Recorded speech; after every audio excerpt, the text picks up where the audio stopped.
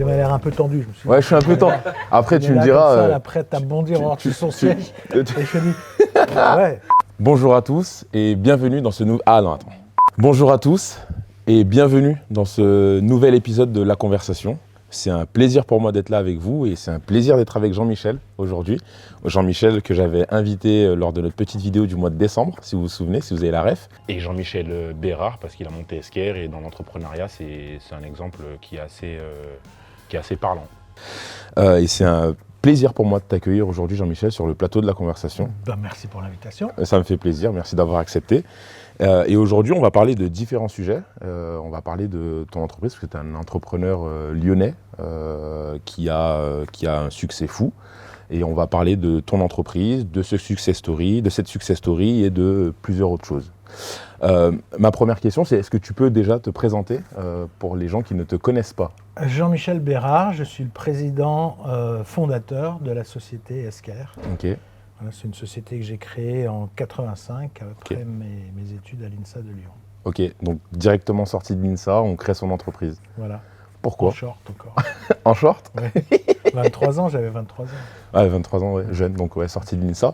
Pourquoi tu as eu cette idée-là de créer ta boîte? En fait, c'était avec un camarade de classe, on avait fait un stage et puis on trouvait que le patron se débrouillait pas très bien. Ok. Et il voulait faire de l'informatique et nous, on avait décidé de devenir éditeur de logiciels. Ok. Alors à l'époque, c'était pas un métier très populaire. Ouais. C'était, il y avait des exemples qui émergeaient comme Microsoft, Oracle, c'était vraiment les précurseurs. Mais on s'est dit le modèle économique est intéressant, Ouais. puis c'est bien de faire du logiciel un peu démocratique. Ok. Donc on va faire éditeur de logiciels. Ok. Enfin, il y a un problème. Il y avait un problème? Oui, il y a un problème, c'est qu'on n'avait pas d'idée de produit. Ok. Voilà. Donc on va lancer sa boîte, mais on n'a pas d'idée. Ouais, on sait ce qu'on veut faire, mais on ne sait pas quoi. Ok. Voilà. Du coup, c'est quoi Esker maintenant? Alors Esker maintenant, c'est une plateforme pilotée par l'IA Ok. pour automatiser, dématérialiser les processus qui ont trait aux directions administratives et financières. Ok. La prise de commande, la facturation client, la facturation fournisseur. On débarrasse ces processus-là du papier, des tâches manuelles. Ok. Et du coup, c'était quoi Esker hier? Parce que vous n'êtes peut-être pas arrivé. Alors Esker au début, c'était 0. Oui. On était 2. Oui. Ouais. On était 2 avec l'intention de devenir éditeur de logiciels Ok. sans idée. Voilà. Ok. Donc là, on a fait pendant des années, 4 ou 5 ans, beaucoup de consulting, des petites missions qu'on vendait au rabais chez les clients, Ok. en attendant d'avoir l'idée. Ok. Voilà. Et l'idée, elle vous est venue? Elle nous est venue d'un client, justement, Ok. qui nous a demandé un jour, voilà, je viens d'acheter un ordinateur portable. Alors, en 1988, par là, un portable, c'est gros comme une machine à coudre. C'était Ouais. Voilà, c'était un transportable. Et il dit, voilà, c'est super, je peux faire du Word, traitement de texte, un peu de tableur avec. Mais j'ai encore mon système central Ouais. sur lequel je me connecte avec un terminal. Ce qui fait que j'ai quand même 2 machines sur mon bureau, ça me gêne. Ok. Et puis j'aimerais bien copier-coller des trucs qui sont sur le site central, les mettre dans mon traitement de texte. Ok. Et il dit, est-ce qu'il existe un logiciel qui permettrait au PC de se comporter comme le terminal que j'abandonnerais? Ok. Et donc d'avoir à la fois le traitement de texte et l'accès sur Le site central, ouais. Et donc là, je suis retourné au bureau. Et puis j'ai sorti catalogue, parce qu'Internet n'existait pas, Oui. hein, on est en 88. Ouais, 88, ouais. L'Internet n'existe pas.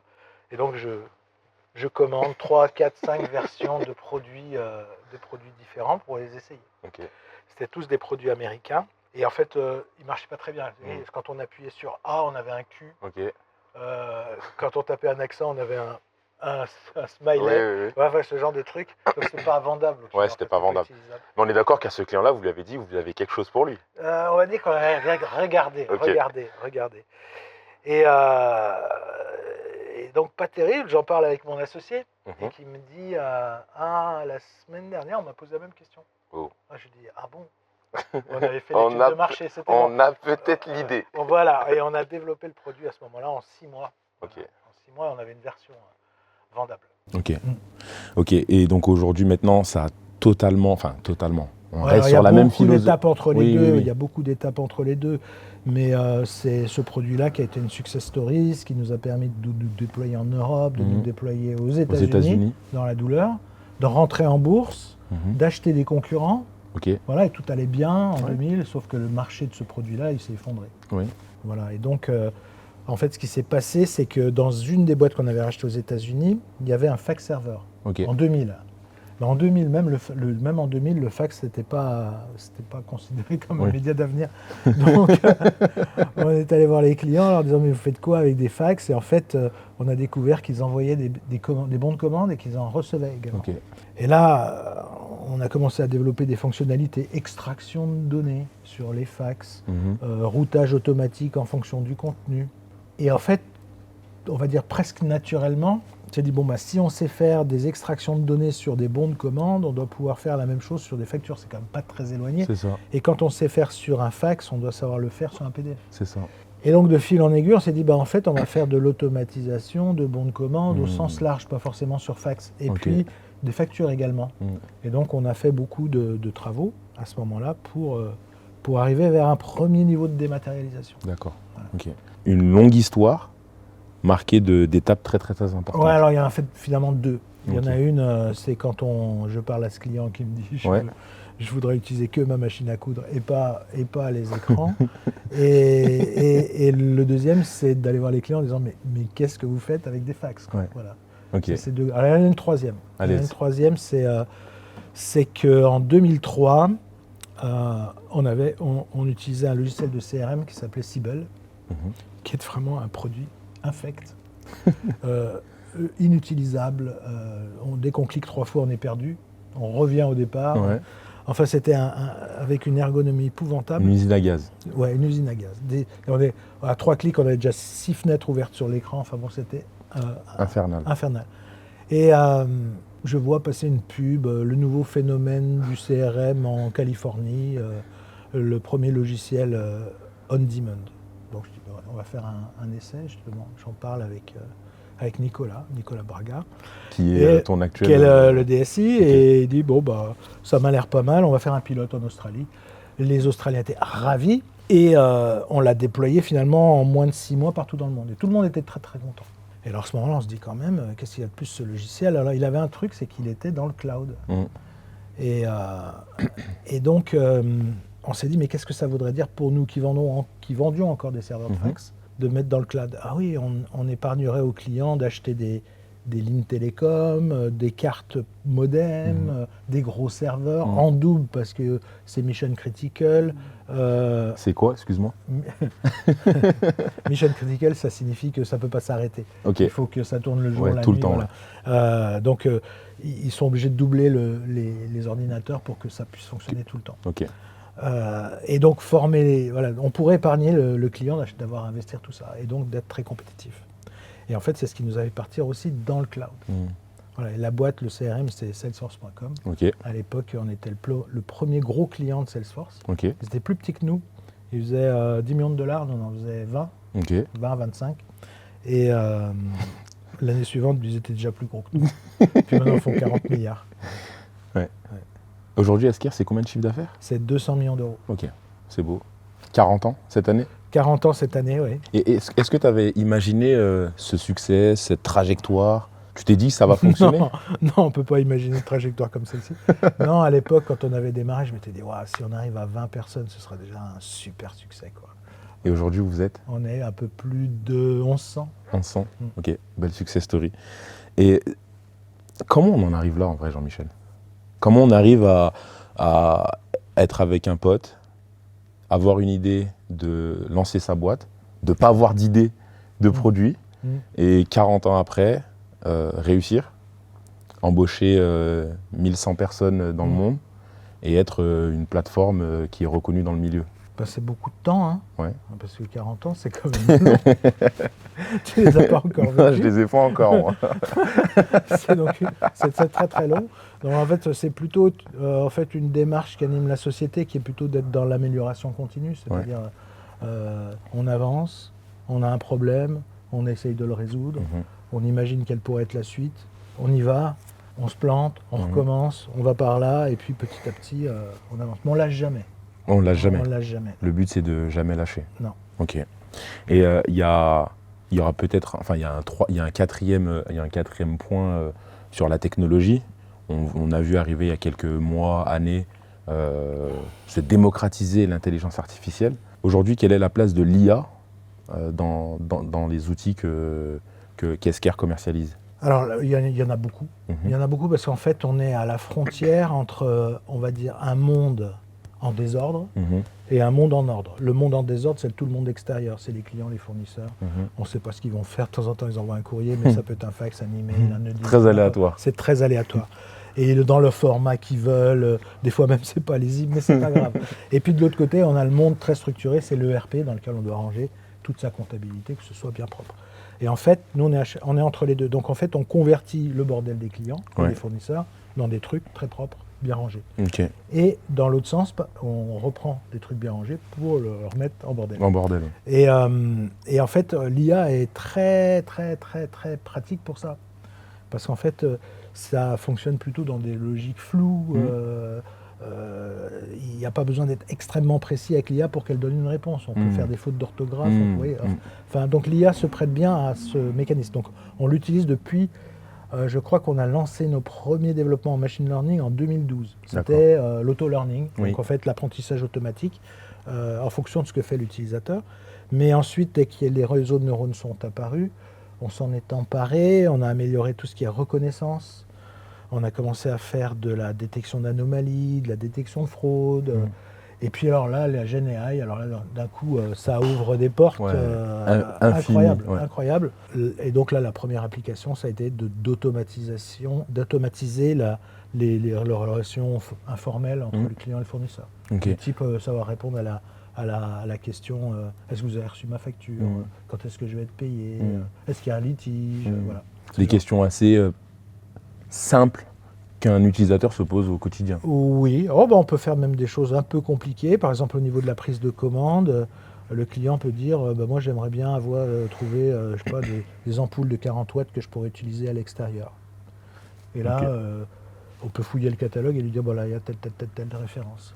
Et ça correspond à ce qu'il cherche. C'est pas comme sur des sites de e-commerce où on tape et puis au petit bonheur la chance. Au petit bonheur la chance, il faut scroller, changer de page. Trouver le truc, Exactement. Ou raffiner sa question.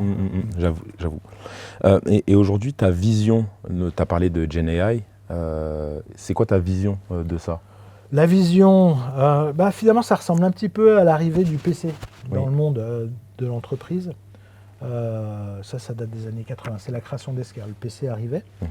Et en fait, il y avait plein de constructeurs, il y avait plein d'initiatives. Puis finalement, ça s'est consolidé sur Microsoft, plus Dell, plus Lenovo, plus 2-3 fonds. Et puis c'est tout. Donc je pense que les plateformes IA, c'est un peu la même chose. Il y en a beaucoup. Et puis ça va se concentrer sur un certain nombre de plateformes. Alors ce qu'il y a en plus, c'est le côté souverain. C'est-à-dire que les pays n'ont pas forcément envie de partager des informations avec tout le monde. Voilà, et donc en fait, l'originalité, ça va être de trouver des applications. Parce qu'en fait, finalement, le PC est devenu une commodité. C'est quelque chose qui vaut à peu près le même prix partout. Et on a inventé des tonnes de logiciels là par-dessus. Et bien, je pense que ça va un peu... Et donc là, l'idée, c'est vraiment de trouver l'idée. Et d'aller... On refait un bon 40 ans en arrière pour trouver... c'est comment on va pouvoir trouver l'idée qui rend vraiment service à nos clients. Et il y a beaucoup de possibilités. Vous pensez l'avoir trouvé? On explore plusieurs voies. On peut pas se dire on pourra dire qu'on l'a trouvé quand tout le monde l'utilisera. C'est vrai. Mais on a des bonnes pistes, des bonnes pistes. Et comment tu penses que ça va impacter le futur? Parce que le monde est en transition en ce moment. Là, on commence à voir que les interfaces utilisateurs vont changer totalement. C'est-à-dire qu'on va commencer à voir apparaître un prompt et puis il va prendre de plus en plus de place. Et puis on nous demandera aux utilisateurs de moins cliquer, de moins comprendre comment fonctionne le logiciel. Et puis par le langage naturel, alors soit par la voix, soit par le clavier, et on pourra obtenir ce qu'ils veulent. Et petit à petit, je pense que ce qu'on fait, nous, ça va devenir des agents quasi autonomes qui vont pouvoir traiter des factures, répondre à une question sur une facture, prendre une décision par rapport à un litige, ce genre de choses. Et donc en fait, les gens dans les bureaux sont plus des superviseurs d'agents que des agents eux-mêmes.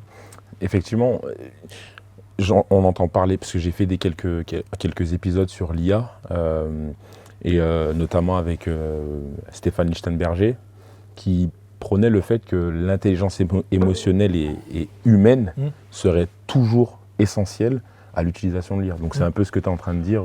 Oui, voilà, c'est-à-dire que l'IA peut préparer une réponse pour le client. Elle peut sembler circonstanciée, mais en même temps, elle n'est pas adaptée parce qu'on le connaît, ce client. On ne peut pas lui parler comme ça, on l'a vu, on l'a rencontré hier. Ouais, ouais. Enfin voilà, ce genre de Ouais, choses. Donc on ne peut pas lui parler comme ça, donc il y a peut-être un peu d'ajustement. D'ajustement. Ouais. Et c'est pour le coup l'humain qui va apporter tout ça. Ok, très clair. Tu es un entrepreneur dans l'âme. Tu es sorti de l'INSA, tu as créé ton entreprise et c'est un succès. Est-ce que toi, tu as un conseil aux futurs entrepreneurs qui ont monté leur structure il y a quelques années, qui ont l'idée de monter ça, mais qui, voilà, ils ont cette âme-là, mais ils n'ont pas le déclic ou le conseil pour se lancer? Je pense qu'il faut être un petit peu curieux, s'intéresser au monde autour de soi. Je donne souvent cet exemple aux étudiants. Quand on est étudiant, on veut monter sa boîte. La première idée qui vient, c'est site de rencontre, site pour manger pas cher, site pour voyager pas cher. Parce qu'en fait, on est un étudiant. Donc on est sur son petit périmètre c'est ça. et on ne voit pas vraiment d'autres besoins. Ouais. Et en fait, il ne faut pas hésiter à aller vers les autres, rentrer dans le monde, parler à, je ne sais pas moi, des vétérinaires, des gens qui travaillent dans le back-office des entreprises pour trouver son idée. Là, il y a des vrais problèmes à résoudre. Ouais. Et c'est des problèmes que les autres, enfin, il y a moins de chances que tout le monde s'y intéresse. C'est ça. Voilà, donc c'est pas mal d'être vraiment en contact avec les clients. Et c'est un peu notre expérience. Moi, j'aurais jamais imaginé qu'on ait besoin d'un logiciel qui permet de connecter un PC portable. Sur un mainframe. Ouais, ouais. Mais c'est en parlant avec les clients qu'on comprend qu'il y a peut-être des milliers et voire des millions de personnes qui ont ce besoin. Et pareil, les types qui envoyaient des bons de commande sur fax, on ne peut pas l'imaginer de sa chambre d'étudiant. Ouais, j'avoue. Voilà, c'est J'avoue. pas possible. Il y a qu'en s'intéressant. Mais en allant les voir, on comprend qu'ils ont un vrai problème à résoudre. Et là, c'est là où on peut trouver des tonnes d'idées pour se développer. Il faut s'intéresser aux... Intéressez-vous aux gens. Voilà, il faut s'intéresser aux gens, à leurs problèmes. Il faut les aimer. Il faut aimer les gens. L'amour, c'est important. Voilà. Oui. Ouais, je suis d'accord. Ouais. Et ces dernières semaines, on a vu passer dans l'actualité d'Esker, une nouvelle qui a fait grand bruit, le rachat. Oui, alors, est-ce que c'est un rachat? Oui. C'est plutôt une sortie de bourse. En fait. Parce qu'en fait, la société était majoritairement cotée en bourse. Ça nous a procuré beaucoup d'avantages. C'est ce qui nous a permis, par exemple, d'acheter des sociétés aux États-Unis, de lever des fonds quand personne croyait en nous, là, dans les années 2005, de donner des actions gratuites aux salariés, des stock options, enfin tout un tas de trucs. Mais on a trouvé à bout d'un moment que c'était un peu limitant. Le premier aspect, c'est que la réglementation avait tendance à s'épaissir d'année en année. La réglementation boursière, tu parles? Ouais. En particulier, tout ce qui est reporting USG, là, ça commençait à nous faire produire des milliers de pages pas forcément très utiles. Enfin, je veux dire, ça sauve pas la planète. Il n'y a pas d'intérêt vraiment concret. Mais par contre, il faut suivre la réglementation. Et puis, par ailleurs, tout ce qui est réglementation financière devenait compliqué. Et puis, en même temps, la bourse, c'est quand même un système un peu myope. C'est-à-dire que nous, on avait envie de mettre un grand coup d'accélérateur, c'est-à-dire mettre beaucoup plus de commerciaux en Allemagne, par exemple, ou en Angleterre, qui sont des marchés prometteurs, ou de mettre le paquet sur les États-Unis. Le problème dans nos métiers, c'est qu'on met un commercial, avant que ce commercial soit productif, il peut s'écouler jusqu'à 18 mois, 2 ans voire. Et donc, en fait, on a la charge, sur une année, on va avoir la charge, mais pas le résultat. Et donc, on va avoir une pression sur les résultats. Et alors là, on a beau leur expliquer au marché, ils voient que les résultats baissent. Donc, je vends. Et donc, l'action plonge de 20-30% parce qu'on a surinvesti. Très contraignant. Voilà, l'exemple le pire, je pourrais dire, c'est que, par exemple, en 2022, on avait fait une année exceptionnelle. Et évidemment, on a payé plus de commissions à nos commerciaux. Alors, on était content de les payer, ces commissions aux commerciaux, puisqu'ils avaient bien vendu. D'accord ? Sauf que ça a un petit peu tassé la marge. Et là, les boursiers ont dit... ils font une très bonne année en bookings, des prises de commandes, donc chiffre d'affaires futur. Non, le profit en baisse, donc on vend. Et donc l'action baisse. Donc c'est un peu frustrant. C'est frustrant. Voilà, donc là, ce qu'on fait, c'est qu'en rentrant avec un fonds, donc ils ramassent tout ce qui est en bourse, moi je continue à leur côté, on fait un plan sur 5 ans, on met le paquet dans les investissements au début, et puis ensuite on relâche un peu la pression, histoire de voir revenir le retour sur investissement. Voilà. Et donc ça permet d'accélérer. Ok, c'est très clair. Toi, en tant que patron de tout ça, comment tu le vis humainement? C'est succès, Bah, c'est une étape. Ouais. C'est une étape. Bon, après, moi, je ne vais pas rester éternellement chez Esker. Hein. J'ai 63 ans. Ouais. Donc, à un moment donné, il va falloir que, avant que je sucre les fraises, il va falloir que je sorte. Et donc, c'est pas mal d'avoir un partenaire pour ça. Ouais. Et puis, quelque part, ça marque une étape, ça marque une valorisation, puisqu'on a vendu l'objet à 1,6 milliard. Donc, c'est quand même 1,6 milliard. C'est quand même un chiffre 1,6 milliard intéressant. pour une boîte qui n'avait pas d'idée au départ. Ouais, c'est ça. Ouais. C'est Une boîte beau. de 2. Voilà. Ouais, une boîte de 2. Une boîte de 2. Maintenant, 1,6 milliard. C'est beau. Bravo. Mais 40 ans. Ouais, mais 40 ans, mais 1,6 milliard. Oui, mais 40 ans. Ouais. Très bien. Jean-Michel, merci beaucoup pour ta lumière. Merci pour tes anecdotes. Ça me permet de bien comprendre et j'espère que ça vous permet aussi de comprendre cette success story. Qu'est-ce qu'on peut te souhaiter pour le futur ? Ah bah de faire tripler la boîte là avec Ouais. le fonds. Ouais, Ouais. triplé. Dans 5 ans, 2030, on est à 600 millions. Ok, 600 millions. Bah, c'est tout ce que je te Au souhaite. moins 500. Allez. Au moins 500 ? Allez. On se donne rendez-vous aux 500 millions d'Esker. Ça Très roule. bien, parfait. Merci Jean-Michel. Merci Pour ton Ludo. temps, avec Merci. plaisir. Quoi ? Ah pardon, pardon, j'étais tellement dans la La conversation. conversation. J'étais tellement dans la conversation. Ok. Merci à tous. Merci de nous avoir suivis. J'espère que cet épisode vous aura appris beaucoup de choses.